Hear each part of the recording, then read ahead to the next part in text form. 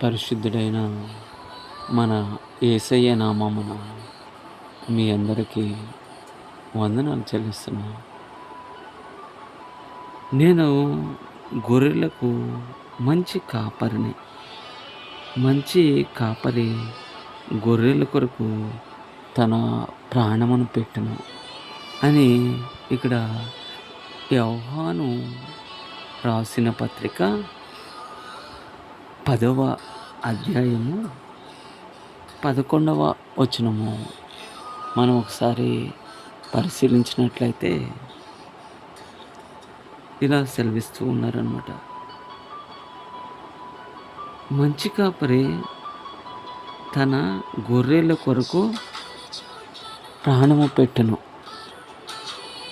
జీతగాడు గొర్రెల కాపరి కాడు కనుక గొర్రెలు తనవి కానందున తోడేలు వచ్చుట చూసి గొర్రెలను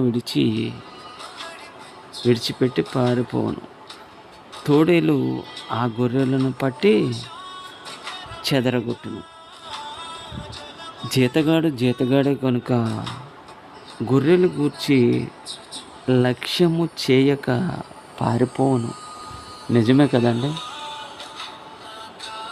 నిజంగా మంచి కాపరైతే గొర్రెల కోసం తన ప్రాణాన్ని త్యాగం చేసి, మనం దావీదు మహారాజుని చూసినట్లయితే ఆయన మంచి కాపరి. సింహం వచ్చి నోట కరుచుకుని గొర్రెని తీసుకెళ్ళిపోతూ ఉంటే ప్రాణాలకు తెగించి దాని వెనక పరిగెబెట్టి దాన్ని చీల్చి గొర్రెని కాపాడాడు. అది మంచి కాపరి లక్షణం. కానీ ఇక్కడ జీతగాడే కదా